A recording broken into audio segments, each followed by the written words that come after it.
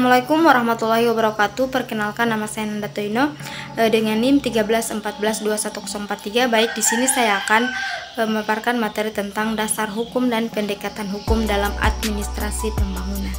Yang pertama, saya akan menjelaskan dasar hukum menjadi pijakan bagi administrasi pembangunan di suatu negara atau daerah.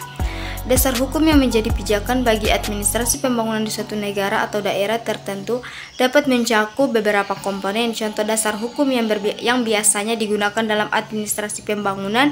Yang pertama, konstitusi. Konstitusi dapat menetapkan kewenangan dan tugas pemerintah dalam administrasi pembangunan. Yang kedua, undang-undang.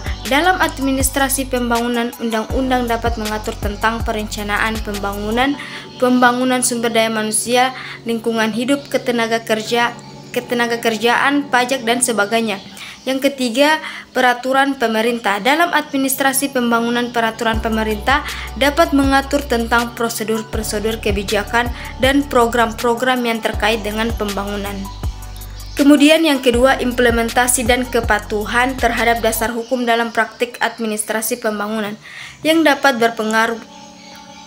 berpengaruh implementasi dan kepatuhan terhadap dasar hukum dalam praktik administrasi pembangunan. Yang pertama, kesadaran dan pemahaman.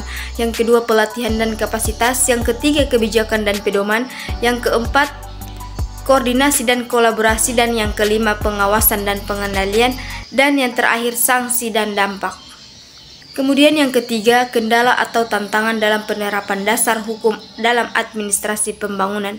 Beberapa kendala atau tantangan yang dapat dihadapi dalam penerapan dasar hukum dan dalam administrasi pembangunan. Yang pertama, kompleksitas hukum. Yang kedua, ketidakjelasan dan ambiguitas. Yang ketiga, kapasitas dan pemahaman yang terbatas. Yang keempat, pengawasan yang kurang. Yang kelima, perubahan kebijakan dan hukum. Yang keenam, kurang sumber daya manusia. Yang ketujuh, faktor politik dan korupsi. Kemudian yang keempat, efektivitas kebijakan yang didasarkan pada dasar hukum dalam mencapai tujuan pembangunan. Kebijakan yang didasarkan pada dasar hukum yang kuat dapat memiliki efektivitas yang signifikan dalam mencapai tujuan pembangunan. Ada beberapa cara di mana kebijakan semacam itu dapat berkontribusi terhadap keberhasilan pembangunan. Yang pertama, stabilitas dan kepastian. Yang kedua, perlindungan hukum. Yang ketiga, pengaturan dan pengendalian. Yang keempat, ketepatan dan konsisten. Yang kelima, akuntabilitas dan transparansi. Yang keenam, keberlanjutan pembangunan. Yang kelima, transparansi dan akuntabilitas dijamin dalam administrasi pembangunan berdasarkan hukum yang ada.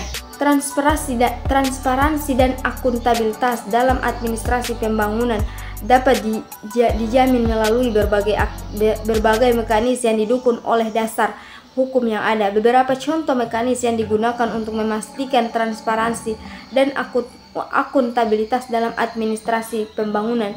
Yang pertama, keterbukaan informasi publik. Yang kedua, partisipasi publik. Yang ketiga, mekanisme pengaduan. Yang keempat, pengawasan dan audit. Yang kelima, pelaporan dan transparansi keuangan. Yang keenam, pemeriksaan internal dan etika. Dan yang terakhir, sanksi dan pertanggungjawaban.